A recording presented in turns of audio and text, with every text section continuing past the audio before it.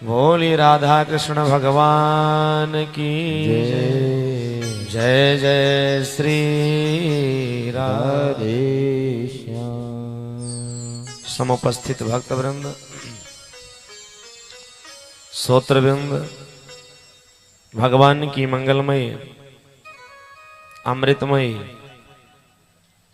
कथा सुधा के पंचम दिवस की पावन माधुर्य मंगलमय वेला में हम आप सब अपने मन वाणी को एकाग्र करते हुए परम पिता परमात्मा के चरणों में समर्पित करते हुए आए, जहां पर हम आप सब ने कल की कथा को विश्राम किया था, उसी पावन मंगलमय कथा में अपने चित्त को समाहित करें और परम पिता परमात्मा नारायण की पावन मंगलमय कथा का रसास्वादन करें।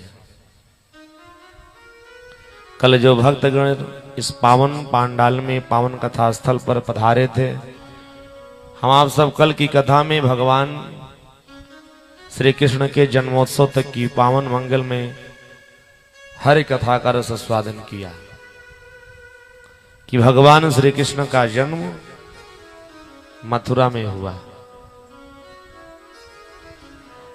और वसुदेव जी भगवान को सर पर पधरा करके ब्रजमंडल लेकर के गए। यहां तक कि पावन मंगल में चर्चा हम आप सबने श्रवणपान किया था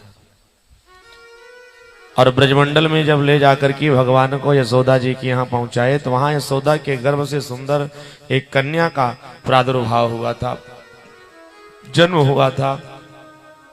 उस कन्या को लेकर के पुनः वसुदेव जी जब वापस आए कारागार में, तो वसुदेव जी के हाथ में हथकड़ी, पांव में बीड़ी लग गई। जो पहरेदार सब सो गए जग गए। कंस के श्रवणरंध तक ये आवाज पहुंची कन्या के रोने की। कंस दौड़ करके आया। देवकी ने कहा, भैया ये पुत्र नहीं है तो पुत्री है, कन्या है, इसको तो छोड़ दो। कंस ने कहा, इस कन्या का विवाह जिसके साथ होगा उसको भी बेटा ही कहा जाता है, हो सकता है हमारी मृत्यु उसके हाथ हो, इसलिए मैं इस कन्या को छोड़ूंगा नहीं। देवकी चिल्लाती रही, रोती रही, हाथ जोड़ती रही, पांव पर गिरती रही, लेकिन कंस ने एक बात किसी की मानी नहीं। जबरदस्ती देवकी की गोद से इस कन्या को खींच लिया। पांव पकड़ करके पटकने का जब प्रयास किया ना, तो मार्कंडे पुराण में लिखा गया कि नंद गोप गृह जाता यशोदा गर्भ संभवा ततस्तो नाशयस्यामि विंध्याचल निवासिनी। मार्कंडेय पुराण की चर्चा है। वही कन्या कंस के हाथ से छूट गई, आकाश मार्ग में जाकर के चतुर्भुज रूप धारण किया। अरे दुष्ट कंस, तो मुझे मारता है? अरे तुझे तो मारने वाला ब्रजमंडल में प्रकट हो गया, जन्म ले चुका है। और कन्या जाकर के विंध्याचल पर्वत पर प्रतिष्ठित हुए। आज भी हम आप सब जब विंध्यवासिनी के दर्शन के लिए जाते हैं तो उस कन्या का भी दर्शन करके आते हैं। जो हम जाते हैं ना अष्टभुजा देवी का दर्शन करने, विंध्याचल देवी अलग है, अष्टभुजा का जो स्थान है त्रिकोण पर ना, महाकाली, महालक्ष्मी, महासरस्वती के स्वरूप में विंध्याचल में तीन प्रमुख देवी हैं। एक तो काली खोह में जहां जाते हैं काली जी का दर्शन करते हैं, एक अष्टभुजी, एक विंध्याचल माता जी से हम। और देखा जाए त्रिकोण में दोनों स्थानों की लंबाई चौड़ाई सब बराबर है। संत जन कहते हैं हम आप जाकर के दर्शन करते हैं और अपने जीवन को कृतार्थ करते हैं। वही कन्या यशोदा के गर्भ से जन्म ली। परंतु जो लोग भगवान की मंगलमय अमृतमय कथा श्रवण पान करने के लिए इस तरह धाम पर पधारे हैं, मन को बताना चाहता हूं वसुदेव और देवकी को इतना कष्ट क्यों मिला। वसुदेव और देवकी को कारागार में बंद होना पड़ा, जो कि भगवान के माता पिता हैं। सुनो, सच बताऊं, वसुदेव और देवकी ने अपने जीवन में एक छोटी सी गलती की, और मैं निवेदन करना चाहता हूं, वसुदेव और देवकी ने गलती की तो उसके कारण उनको कारागार में बंद होना पड़ा, और हम आप भी वही गलती कर रहे हैं। इसलिए वसुदेव और देवकी की तरह जो हम आप सब गलती कर रहे हैं, इससे बचने का प्रयास करें।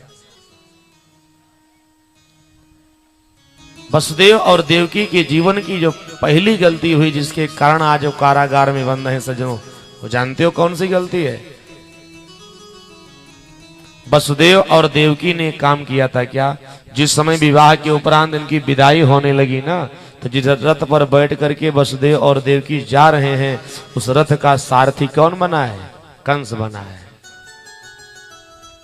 वसुदेव और देवकी के जीवन की गाड़ी का ड्राइवर कंस है। अरे भागवत कथा कहती है, जिसके जीवन की गाड़ी का ड्राइवर, जिसके जीवन रूपी रथ के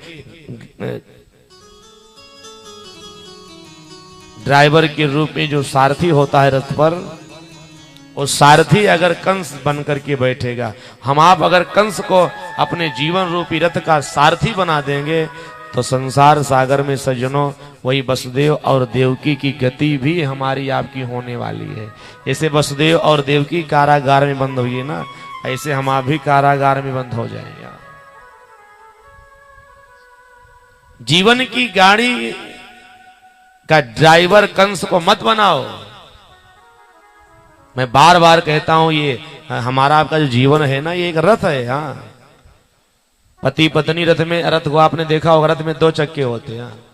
एक चक्का पति देवता और दूसरा चक्का पत्नी। हाँ, अगर एक को गड़बड़ है तो जीवन की गाड़ी गंतव्य स्थान तक पहुंचेगी नहीं। हाँ, दोनों चक्के अच्छे होने चाहिए, धर्म मार्ग पर चलने वाले होने चाहिए।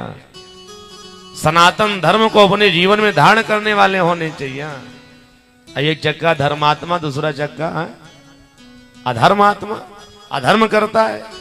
एक लोग पाप कर्म में लीन है, एक लोग कथा सुनते हैं। ऐसे काम बनेगा नहीं। यहाँ इसीलिए हमारे धर्म शास्त्रों में कहा गया है कि जितना हो सके धर्म कर्म करें, तो साथ में पत्नी को लेके करें। हाँ,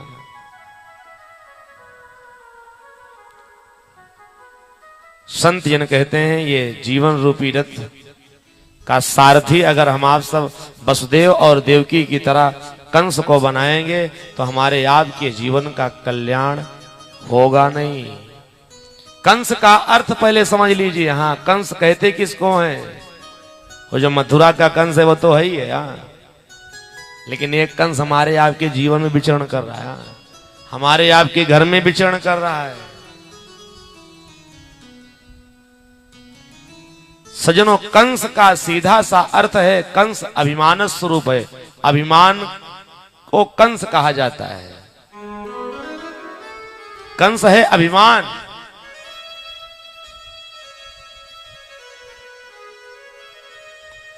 अभिमानी व्यक्ति तो उसी को कहा जाता ना, जो किसी को अपने आगे समझता ना हो। कितने लोग इतने अभिमान में संसार सागर में अपने जीवन का निर्वहन करना चाहते हैं कि माता पिता की भी बात नहीं मानते। यही समझते हैं कि हमसे बड़ा संसार सागर में बुद्धिमान, विवेकवान, प्रतिष्ठावान, धनवान कोई नहीं। और ऐसा कार्य जो करने लगे ना, उन्हें कहा जाता कंस। कंस की प्रवृत्ति इसके जीवन में आ गई। कंस भी किसी की नहीं सुनता था। समाज की, परिवार की बात छोड़ दीजिए, पिता की नहीं सुन रहा था, ले जाके कारागार में डाल दिया था। परिवार का कोई बेटा अगर माता पिता का अपमान करने लगे, माता पिता के प्रति अपराध करने लगे, उनकी बात को इस कान से सुन के उस कान से निकाल दे, तो हर माता पिता जो कथा पांडाल में पधारे हैं, वो इस बात को ध्यान दे लें कि समझ लें कहीं ना कहीं मेरे बेटे के जीवन में अब कंसत्व का आगमन हो गया है। अब कंस की प्रवृत्ति का प्राकट्य हुआ है। अब एक दिन अगर ये प्रवृत्ति बढ़ती गई तो हमारे ही जीवन का कल्याण नहीं होगा। इसलिए मैं आप सबसे निवेदन करना चाहता हूं कि अपने पुत्रों को बालकाल की अवस्था से ही ऐसा संस्कार दो कि कंस की प्रवृत्ति ना आकर के उनके जीवन में भगवान श्री कृष्ण की प्रवृत्ति का प्राकट्य हो। बोलिए भक्तवत्सल भगवान की जय। तभी हमारे आपके सबके जीवन का कल्याण है। नहीं तो माता पिता स्वयं दुखी हो जाएंगे। सज्जनों, वसुदेव और देवकी ने पहली गलती की, अपने जीवन की गाड़ी का ड्राइवर, अपने रथ रूपी जीवन का सारथी उन्होंने क्या किया, कंस को बना दिया। कंस है अभिमान स्वरूप। संत जन कहते हैं अगर जीवन में सुख चाहते हो, अगर जीवन में आनंद चाहते हो, अगर जीवन में परमपिता परमात्मा नारायण की पवित्र पावन धाम को प्राप्त करना चाहते हो, तो सज्जनों ये सबसे मीठी बात है, याद रखना कि हम आप ये गलती कदा भी न करें वसुदेव और देवकी की तरह। अगर अपने जीवन की गाड़ी की डोर, जीवन की रथ की अगर वो रस्सी हम आप सब किसी को देना चाहें तो कंस के हाथ में न सौंप करके अगर अर्जुन की तरह हम सब भगवान कन्हैया के हाथ में सौंप देंगे, जैसे अर्जुन के जीवन का जय जयकार हो गया, अर्जुन के जीवन का जय जयकार हुआ, ऐसे हमारे आपके सबके जीवन का जय जयकार होगा। करना क्या है कि अपने जीवन के उच्च शिखर पर कंस को मत बैठाओ, अभिमान को मत बैठने दो। अगर बैठाना ही है किसी को तो भगवान को बैठा देना, हमारा आपका सबका बेड़ा पार हो जाएगा। बोलिए भक्तवत्सल भगवान। लेकिन हम आप क्या करते हैं, उच्च शिखर पर, जीवन के सर्वश्रेष्ठ स्थान पर अभिमान को बैठाए हैं, भगवान को हमने आपने नीचे कर दिया। कितने लोग कहते हैं हमारे रिश्तेदारी में 3 दिन का कार्यक्रम है तो अब घर में ताला लगा के जाना है या किसी की देख रेख में आस पड़ोस में अपने घर को करना है, तो सबसे पहले भगवान के मंदिर में जाएंगे और जाके कहेंगे प्रभु रोज तो धूप बत्ती जलती थी, एक फूल चढ़ता था, थोड़ा मिश्री का भोग लगता था, लेकिन अब 3 दिन तक परिवार बहुत व्यस्त है, अभी थोड़ी सी मिश्री रख रहा हूं ना, अब इसी मिश्री में 3 दिन तक काम चलाना है। आप जरा विचार करो। और ताला लगाए और किसी पड़ोसी से कह दिए भैया 2-3 दिन तक देखे रहना, तो अच्छा आप जितने लोग यहां बैठे बताओ, अगर हमारे जीवन में सबसे श्रेष्ठ स्थान कन्हैया का होता तो एक कहते कितनी मिश्री में 3 दिन काम चला लेना। हम आपने तो अपने जीवन के उच्च शिखर पर अगर किसी को आरूढ़ किया है ना, तो कंस को, अभिमान को, अरे मुझसे बड़ा बुद्धिमान, मुझसे बड़ा विवेकवान, मुझसे बड़ा त्यागवान, मुझसे बड़ा धनवान, प्रतिष्ठावान कोई है थोड़ी, जो मैं चाहूंगा अपने ढंग से करूंगा। सज्जनों, ये भागवत कथा केवल कंस और कन्हैया तक सीमित रह गई तो एक भी फल मिलने वाला नहीं। मैं बार बार कहता हूं भागवत का प्रत्येक प्रसंग ये हमारे आपके जीवन का है। कंस कोई और नहीं, कंस केवल अभिमान है। जिसके जीवन में अभिमान आ गया समझ लो उसके जीवन में, उसके परिवार में कंस आ गया। इसलिए सदैव इस भागवत के पांडाल में हम बैठे हैं, एक संकल्प लेकर के जाएं कि जीवन में अभिमान नहीं होना चाहिए। जीवन भगवान के लिए है, अभिमान के लिए नहीं। लेकिन हम आप सब अपने जीवन को भगवान के लिए नहीं, अभिमान के लिए समझते हैं। यही कारण है सज्जनों, भागवत कथा कहती अभिमान के सहारे जीवन का निर्वहन जब वसुदेव और देवकी ने करना प्रारंभ किया ना, तो कारागार में चले गए। कारागार जानते हो क्या है? कंस का कारागार, कंस की जेल कोई जेल नहीं है। ये पूरा संसार सागर, ये पूरी दुनिया ही कंस की कारागार है। जब वसुदेव और देवकी नहीं बचे तो हम आप कहां बचेंगे? अभिमान के भरोसे रहोगे ना, फिर इसी कारागार में, इसी जेल में आना है। वसुदेव और देवकी के हाथ की हथकड़ी, पांव की बीड़ी, भगवान का जब प्राकट्य हुआ सज्जनों, कथा सब लोग जानते हो, अपने आप स्वतः टूट गई थी। और जब कन्या आ गई तो फिर से हथकड़ी और बीड़ी लग गई। इस कथा का क्या मतलब है? अरे सज्जनों, एक बात सदैव याद रखना, हम आप इतने समय वसुदेव जी के हाथ में हथकड़ी लग गई, अरे देवकी के हाथ में हथकड़ी, पांव में बेड़ी लग गई, चलो देवकी की लगी है ना, हमारे आपके तो नहीं लगी है। लेकिन ये भागवत कथा कहती किसी देवकी और वसुदेव के हाथ में हथकड़ी बेड़ी नहीं है, हाथ पांव में। हथकड़ी और बेड़ी से संसार सागर के हर जीव बंधे हुए हैं, हमारे आपके भी हाथ में हथकड़ी और पांव में बेड़ी बंधी हुई है। समस्या केवल इतनी है कि हम सब इतने अभिमानी हो गए हैं ना, इतने अहंकारी हो गए हैं, भगवान की माया में ऐसे ग्रसित हो गए हैं कि अपने हाथ की बंधी हुई हथकड़ी को हम आप देख नहीं पा रहे हैं। इतनी सूक्ष्म बेड़ी है ना कि उसको देखने के लिए हमको आपको एकांत में बैठ के पहले अनुभव करना पड़ेगा। माया के बंधन से हमारा आपका सबका हाथ और पांव बंधा है। कितने लोगों से को चलो आज कथा सुन लो, अरे महाराज रोज कथा ही सुनेंगे तो परिवार कैसे चलेगा, बोले भक्तवत्सल भगवान की हैं? रोज कथा में प्रवेश कर जाएंगे, कथा ही सुनेंगे, पत्नी का क्या हाल होगा, बच्चे क्या करेंगे, कथा ही सब कुछ होगा क्या? क्या जो लोग नहीं सुन रहे हैं उनका क्या बिगड़ जा रहा है, हमारा क्या अलग हो रहा है? सजनों, अगर यही भान दुनिया को हो जाए ना कि जो सुन रहे हैं उनका क्या बन रहा है और जो नहीं सुन रहे हैं उनका क्या बिगड़ जा रहा है, तो संसार का कल्याण हो जाए। संसार सागर में मनुष्य का तन हमको आपको मिला है ना, इहलोक के साथ परलोक को सुधारने के लिए। यहां के बाद हमारा वो परलोक कैसे सुधरे, यहां से जाने के बाद क्या दशा होगी। मैं बार बार कथा में कहता हूं ना, जो दिल्ली बंबई से कुछ लोग आए हैं, आज सुन रहा था हमारे पांडे जी बता रहे थे, या आते ही हैं, हम लोग भी दिल्ली बंबई जाते हैं। पांडे जी आए हैं, महाराज जून में बॉम्बे चलना है, पहुंचते ही कहना शुरू कर दिया चलेंगे। जून है कि अब कितना महीना, जरा विचार करो है, जून में बॉम्बे जाना है, कितना महीना है जरा विचार करो, लगभग अभी से जोड़ा जाए तो 9-10 महीना जून है। बंबई जाने की व्यवस्था सज्जनों हम आप सब 7 महीने, 8 महीने, 9 महीने, 10 महीने या 4 महीने पहले से करते हैं। 4 महीने पहले तो व्यवस्था शुरू ही हो जाती है। क्यों? क्योंकि 4 महीने पहले अगर टिकट नहीं निकलवा लेंगे तो ट्रेन में टिकटें नहीं मिलेगी। बोले भक्तवत्सल भगवान की जय। 10 घंटे की यात्रा के लिए 4 महीने से तैयारी, चाहे दिल्ली जाना हो चाहे बॉम्बे जाना हो। 24 घंटे की यात्रा के लिए 1000-2000 किलोमीटर की यात्रा के लिए 4 महीने से हम आप तैयारी बना रहे हैं। और कभी आप लोग बॉम्बे गए हो तो जरा देखो, हम तो 2-4 बार होके आए हैं।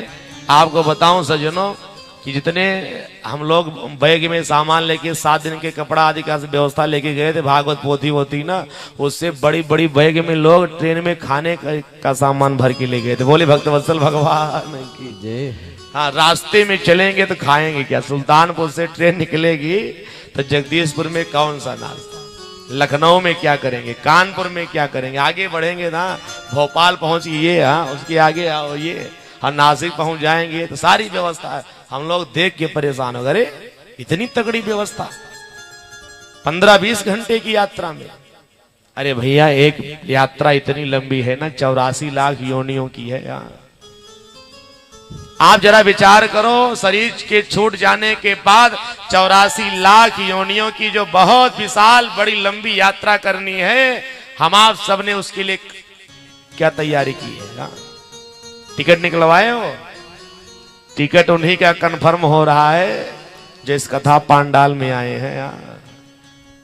अब बढ़िया, अगर कथा पांडाल में आते रहोगे तो 84 लाख योनियों की यात्रा में एसी का टिकट मिलेगा, पहले से व्यवस्थित रहोगे तो। और नहीं तो कल बता रहा था ना, 96,000 योजन की लोहे की कील पर यमदूत गले में पट्टा बांध के पीछे से कोड़े बरसाते हुए लेके जाते हैं। इस यात्रा से हम आप सब बचें।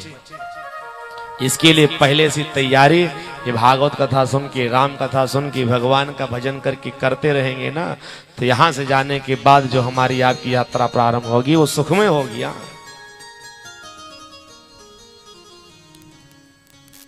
सज्जनों, ये भगवान की बहुत बड़ी कृपा है। माया के बंधन में हमारा हाथ और पांव ये दोनों बंधा हुआ है। जब जीवन में भगवान की कृपा होगी तो माया के बंधन से जीव अपने आप मुक्त हो जाएगा। जैसे वसुदेव और देवकी के हाथ की हथकड़ी, पांव की बेड़ी छूट गई, लेकिन वसुदेव और देवकी ने पुनः फिर गलती कर दी। वो गलती जानते हो क्या है? वो त्रुटि ये हो गई, भगवान तो जीवन में प्रकट हुए, लेकिन भगवान को संजो करके, भगवान की कृपा को संजो करके वसुदेव और देवकी ज्यादा देर तक रख ही नहीं पाए। हाँ, भगवान को ले गए ब्रजमंडल और वहां से लेके चले आए कन्या, और कन्या कोई और नहीं, कन्या तो भगवान की माया है ना, माया। और जब माया को लेकर के आए तो माया के चक्कर में पड़े, तो फिर से हाथ में हथकड़ी और पांव में बेड़ी सब लग गई। बोली भक्तवत्सल भगवान की। अब कल के प्रसंग में हम आप सुने थे, भगवान का प्राकट्य हुआ कहाँ? मथुरा में। अब भगवान मथुरा में जन्म लिए, गए कहां? ब्रजमंडल। मथुरा और ब्रजमंडल का अर्थ क्या है? वो जो वृंदावन में मथुरा ब्रजमंडल है वो तो कथा सब लोग जानते हो। हाँ, लेकिन मथुरा का अर्थ क्या होता है? मथुरा सज्जनों ये बाहर की क्रिया है और ब्रजमंडल अंदर की क्रिया का नाम है। यानी भगवान मथुरा से ब्रजमंडल में गए, इस कथा का सीधा सा अर्थ है भगवान बाहर से अंदर को आए। कोई भी सामग्री बाहर से अंदर को जाती है, आती है।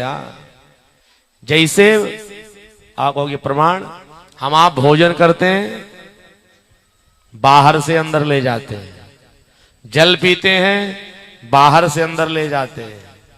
और यही नहीं, भगवान के मंदिर में जाते हैं तो एक बाह्य मूर्ति भगवान की प्रकट है मंदिर के अंदर में। हाँ, चाहे वो राम की हो, चाहे कृष्ण की हो, चाहे शिव की हो, वो मूर्ति प्रकट है। पहले हम जा करके नेत्रों से भगवान के उस बाहिरंग का दर्शन करते हैं और उसके बाद अपने नेत्र को बंद करते हैं। स्वतः नेत्र बंद हो जाता है। तो नेत्र बंद करने के बाद का क्या कार्य होता है? वो यही कार्य होता है कि जो ये कन्हैया की, राम जी की, हनुमान जी की मूर्ति इस मंदिर के गर्भगृह में विराजमान है, अब वही मूर्ति मैं नेत्र बंद करके अपने हृदय में उसका साक्षात्कार करना चाहता हूँ।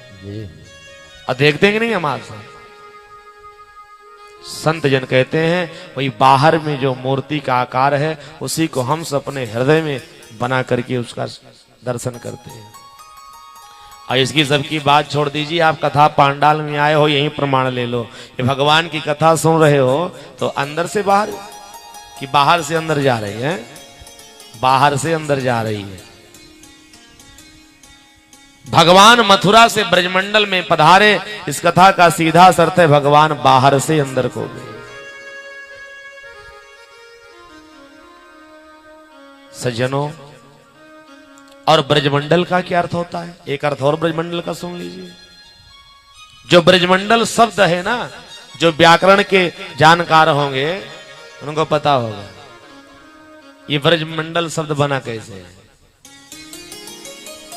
व्याकरण में सज्जनों, हम लोग जब विद्यार्थी जीवन में थे, आश्रमों में जब शिक्षा ग्रहण कर रहे थे, तो हर शब्द की उत्पत्ति कैसे है, किस धातु से, किस संज्ञा से, कैसे किस शब्द का निर्माण होता है, ये सारे प्रकरण हम लोग विद्यार्थी जीवन में जब पढ़ते थे ना, तो व्याकरण में एक सूत्र मिला सज्जनों, धातु है, उसका नाम है ब्रज गतौ। धातु से ब्रज शब्द का निर्माण हुआ है व्याकरण में। हाँ, ब्रज गतौ धातु से ब्रज शब्द का निर्माण हुआ है। अब ब्रज गतौ धातु का मतलब होता है ब्रजन करना। ब्रजन करने का सीधा सा और सरल अर्थ कर दो, आने जाने की क्रिया का नाम है ब्रजमंडल। ध्यान देके सुनेंगे। हाँ, वो ब्रजमंडल, जो ब्रजमंडल है वो तो है ही है, लेकिन ये भागवत कथा कहती है ये हमारा आपका शरीर भी एक ब्रजमंडल है। बोली भक्तवत्सल भगवान की। ब्रजवासियों ने क्या किया? भगवान के जन्म से पहले ब्रजमंडल में कोई साधु संत महात्मा अमलात्मा विमलात्मा कोई देवी देवता जाता नहीं था, झांकता नहीं था। अब ब्रजवासियों को लोग हे दृष्टि से देखते थे, रे ये सब पशुओं की सेवा करने वाले हैं, पशु पालने वाले हैं। इनको ब्रह्मा जी ने पशुपांग गजाय कह दिया, ये पशु हैं, क्योंकि ये गौ सेवा करते, पशुओं की सेवा करते। लेकिन ब्रजवासियों ने एक कार्य किया, क्या? अपने ब्रजमंडल में भगवान को जब प्रकट कर लिया तो आज ब्रजमंडल की तीनों लोक में जय जयकार होने लगी।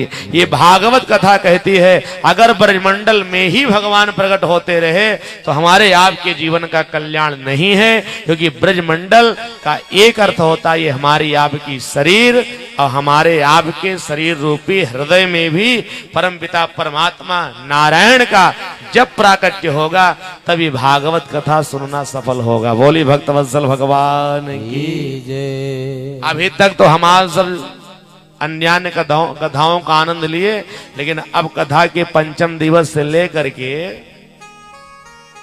आज पांचवा दिन है, आज का दिन, कल और परसों 3 दिन केवल और समय है। अब मात्र एक लक्ष्य हमारे आपके जीवन का होना चाहिए कि किस तरह से इस 3 दिन के अंदर में हमारे आपके सबके हृदय में भगवान का साक्षात्कार हो जाए, भगवान का प्राकट्य हो जाए। ब्रजमंडल में जन्म लेने से, मथुरा में जन्म लेने से हमारे जीवन का कल्याण होगा या नहीं होगा ये असंभव है कहना। परंतु अगर हमारे शरीर रूपी ब्रजमंडल में भगवान का प्रादुर्भाव हो गया, प्राकट्य हो गया, तो हमारे आपके ब्रजमंडल की जय जयकार हो जाएगी। लेकिन सच बताऊं, ब्रजमंडल में भगवान का प्राकट्य होगा कब? ये भागवतकार कहते हैं भगवान ब्रजमंडल में कब आए मथुरा से? जब रास्ते में यमुना जी पड़ी। हाँ, कल हम सुने थे ना, यमुना जी पड़ी थी। जब तक हमारे आपके सबके जीवन में गंगा और यमुना का प्राकट्य नहीं होगा, तब तक हमारे आपके हृदय रूपी, शरीर रूपी ब्रजमंडल में भगवान की कृपा नहीं होगी। गंगा और यमुना का प्रकट करने का सीधा सा अर्थ है, भगवान ने हमको आपको 2 नेत्र दिए हैं। एक नेत्र गंगा के समान है और दूसरा नेत्र हमारा आपका यमुना के समान है।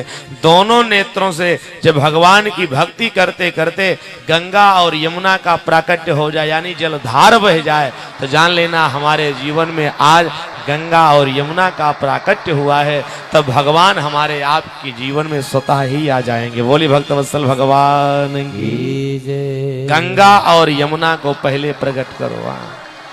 लेकिन हम आप सब गंगा यमुना को प्रकट करने का सीधा शर्त है कि एक बार भगवान के लिए भी रोना प्रारंभ करो। हाँ, हम सब इतने बड़े स्वार्थी हैं ना, धन के लिए खूब रोते, परिवार के लिए खूब रोते, मकान के लिए खूब रोते, दुकान के लिए खूब रोते, नौकरी चाकरी के लिए खूब रोते, पत्नी और पुत्र के लिए रुदन करते, पति के लिए रोते हैं। लेकिन आज तक ऐसा मुझे कोई नहीं मिला कि जो भगवान के लिए रोता हुआ, कि एक बूंद आंसू आज भगवान के लिए गिर रही है। धन के लिए रोते रहे, परिवार के लिए रोते रहे, संतान के लिए रोते रहे, मकान दुकान के लिए रोते रहे, वाहन आदि के लिए रोते रहे, लेकिन भगवान ने मनुष्य का तन दे दिया, इतनी सारी व्यवस्था दे दी, तो एक आध बार तो भगवान के लिए भी 2 बूंद आंसू गिराओ। और आंसू गिराना इतना जरूरी है ना।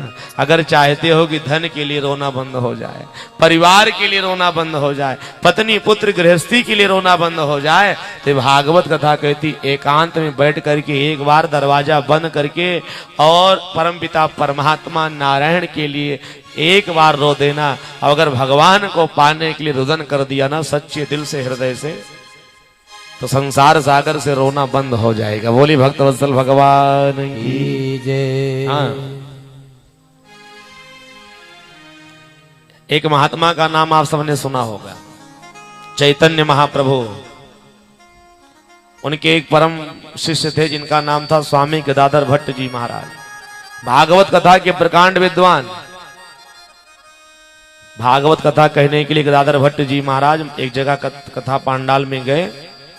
कथा कहते हजारों श्रोता करके बैठते, श्रोताओं के मध्य में एक ऐसा श्रोता आके बैठता ना, जैसे महाराज जी कथा शुरू करते गदाधर भट्ट जी, वो बेचारा धई धई के रोना शुरू करता। गदाधर भट्ट जी को लगता, अरे ये लगता है भगवान की कथा का बड़ा प्रेमी है, भगवान का बड़ा सच्चा भक्त है।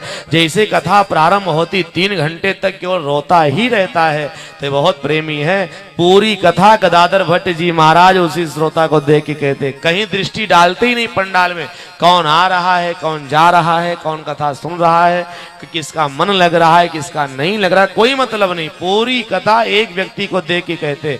एक दिन कथा हुई, 2 दिन कथा हुई, 3 दिन हुई, चौथे दिन श्रोता सब इकट्ठे होके कुछ लोग शिकायत करने के लिए गए, महाराज जी ये तो आप बहुत गलत कार्य कर रहे हो। क्या हुआ?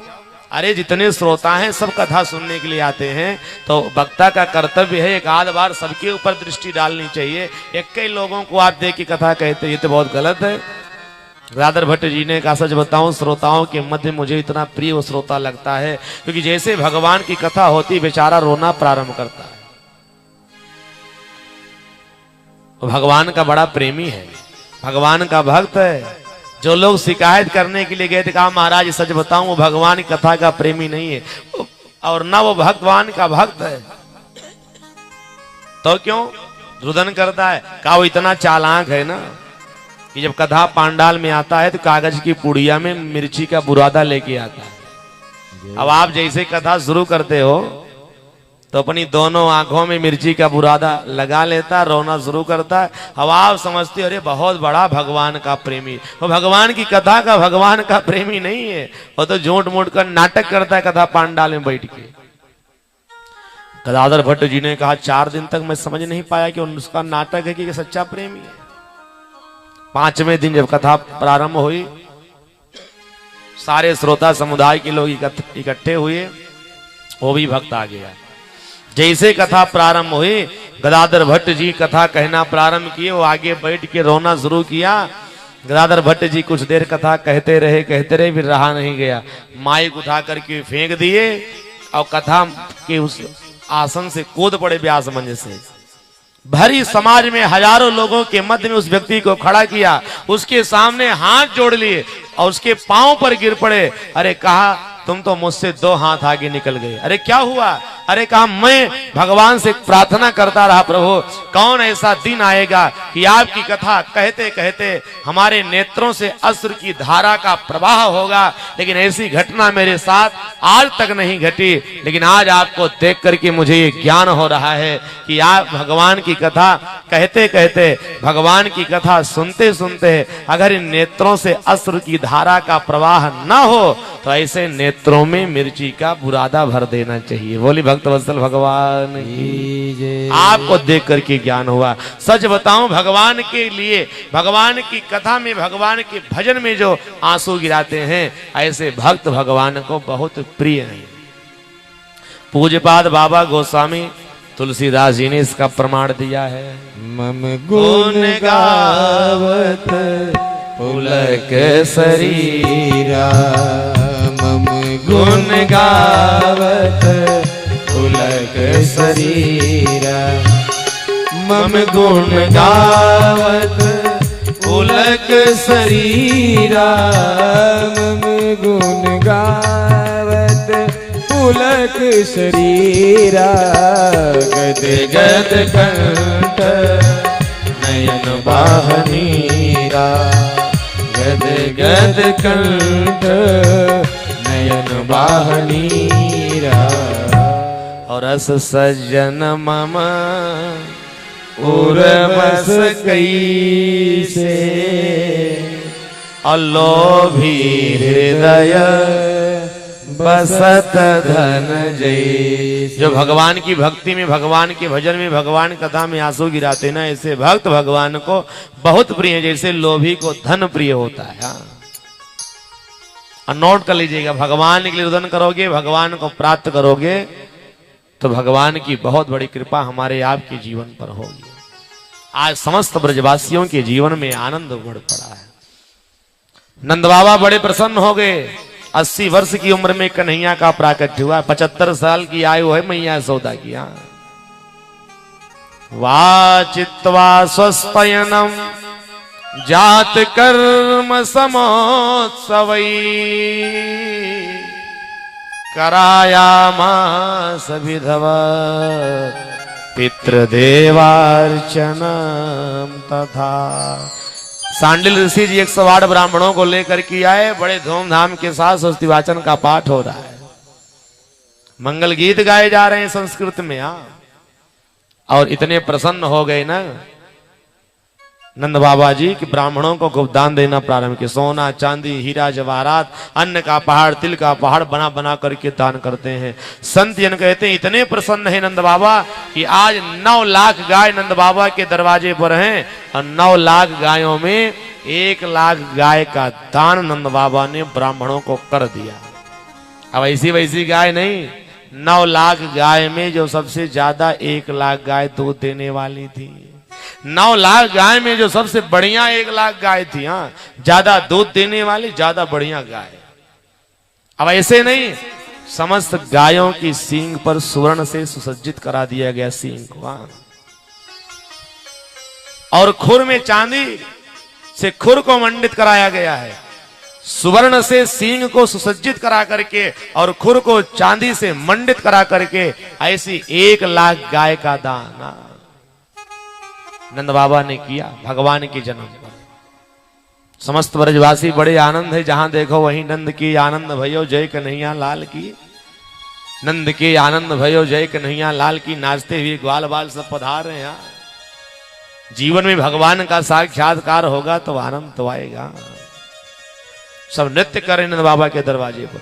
बाबा की दृष्टि पड़ गई रे, सारी माताएं नाच रही, ग्वाल बाल नृत्य कर रहे हैं, साधु संत महात्मा भगवान के जन्म पर नृत्य करने के लिए आए हैं, सब नृत्य कर रहे हैं। लेकिन एक ऐसी माँ है जो रो रही है और वो माँ है रोहिणी जी। नंद बाबा रोहिणी जी के यहाँ गए। रोहिणी जो क्या हुआ, रोहिणी जी पूरे इस आनंद को खिड़की से झांकी से देख रही थी। चलो आनंद उत्सव में रोहिणी जी ने कहा बाबा 2 संकट हैं, एक तो बेटा जन्म लिया है बलराम जी, 1 वर्ष हो गया बलराम जी नेत्र ही नहीं खोले।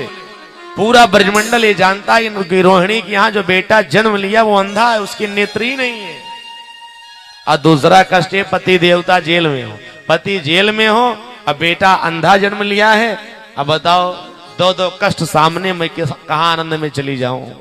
नंद बाबा ने कहा जैसे मेरे जीवन भगवान ने 80 साल की उम्र में आज आनंद को प्रकट किया है, तुम्हारा भी जीवन आनंदित होगा रोहिणी। एक बार चलो तो समझा बुझा करके रोहिणी को लेके आए और साथ में बलराम भैया को लेके चलो। बलराम जी 1 वर्ष हो गया नेत्र ही नहीं खोले। कन्हैया को पालने में झुला दी थी मैया यशोदा। नंद बाबा ने कहा बलराम भैया को पालने में डाल दो। बलराम जी को जब कन्हैया के पालने में रोहिणी जी डाली और वहां से चली गई यशोदा जी से मिलने के लिए, तो 1 वर्ष के बाद सुखदेव स्वामी कहते हैं परीक्षित बलराम जी ने दोनों नेत्रों को खोल करके और सज्जनों भगवान के चरण कमल का कन्हैया के दर्शन कर रहे हैं। एक ग्वाल बाल की दृष्टि पड़ गई, ग्वाल बाल दौड़ता हुआ गया। रोहिणी जी अरे आपके भाग्य की जितनी सराहना की जाए उतनी कम है। क्या हुआ, अरे आज जो तुम्हारे यहाँ बेटा जन्म लिया था ना, 1 वर्ष से अंधा था ना, जैसे वो पालने में छोटे बालक कन्हैया के पास पहुंचा है ना, दोनों नेत्रों को ऐसे फाड़ फाड़ के खोल के देख रहा है, भगवान के चरणों का दर्शन कर रहा है, जैसे लगता है दोनों पूर्व जन्म के परम मित्र हैं। सुखदेव स्वामी कहते परीक्षित सच बताऊं, बलराम भैया कन्हैया से 1 वर्ष बड़े बनके तो आए हैं, वही लक्ष्मण जी ही तो हैं, लेकिन संकल्प लिया था कि मैं 1 वर्ष बड़ा बन करके भगवान से जलूंगा, लेकिन मैं अपने नेत्र को कब खोलूंगा, अब खोलूंगा तो पहला दर्शन मुझे भगवान के चरणों का करना होगा। बोली भक्तवत्सल भगवान की। आज भगवान के चरणों का दर्शन किए हैं। अब जब आनंद था, जब रोहिणी के जीवन में आनंद आ गया, तो आज पूरे ब्रजमंडल का आनंद और बढ़ गया। सज्जनों, पूरे ब्रजमंडल के लोग भगवान को पालने में बैठा करके सब झूला झूला रहे हैं और सब नृत्य कर रहे हैं। संतों का प्यारा भाव है, हमारे साथ गुनगुनाएंगे, सब लोग बोलेंगे झूला झूले रे नंद किशोर कन्हैया बड़ा प्यारा लगे। झूला झूले रे नंद किशोर कन्हैया बड़ा प्यारा लगे। झूला झूले रे नंद किशोर कन्हैया बड़ा प्यारा लगे। प्यारा लगे प्यारा लगे हो प्यारा लगे खूब प्यारा लगे। झूला झूले रे नंद किशोर कन्हैया बड़ा प्यारा लगे। झूला झूले रे नंद किशोर कन्हैया बड़ा प्यारा लगे। तालीम से वहाँ एक साथ भैया भगवान पालने में झूल रहे हैं। अरे ताली बजा के हृदय में पालना बनाओ, ऐसी झांकी बनाओ मेरे हृदय में भगवान पालने पर झूल रहे। जय हो राधे।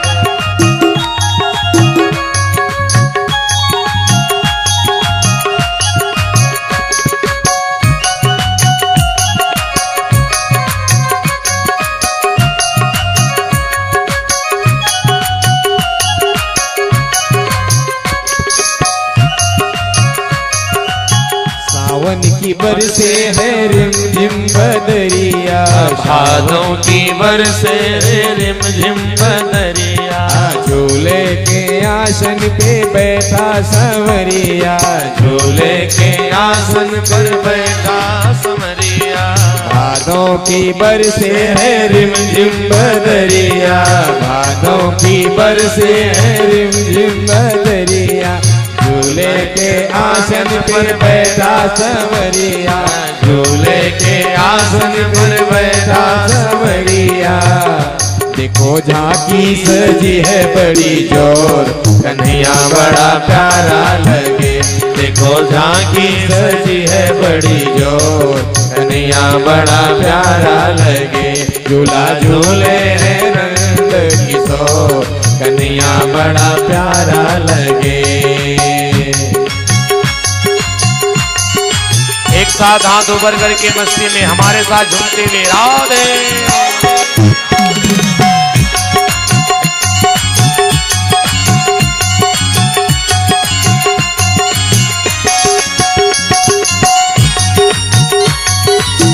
मस्ती में राधे।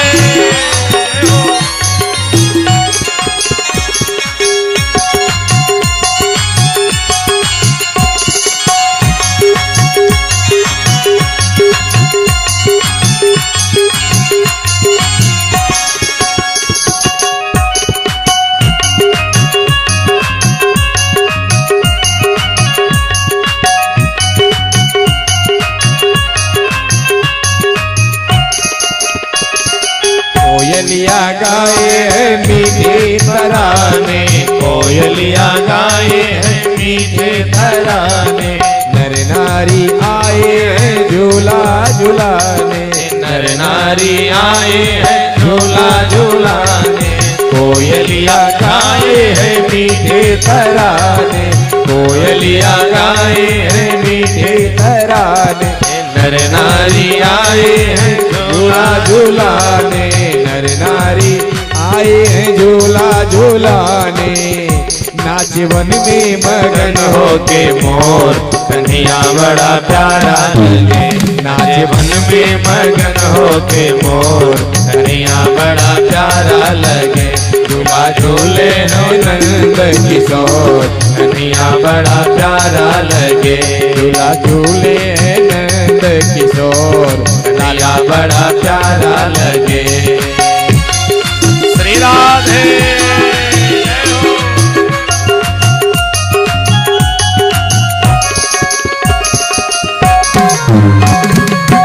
झूमते हुए जय हो।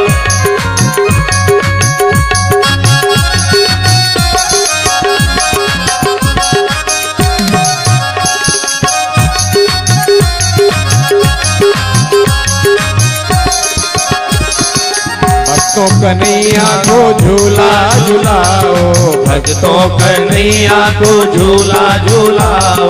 माथे पे काला टीका लगाओ, माथे पे काला टीका लगाओ।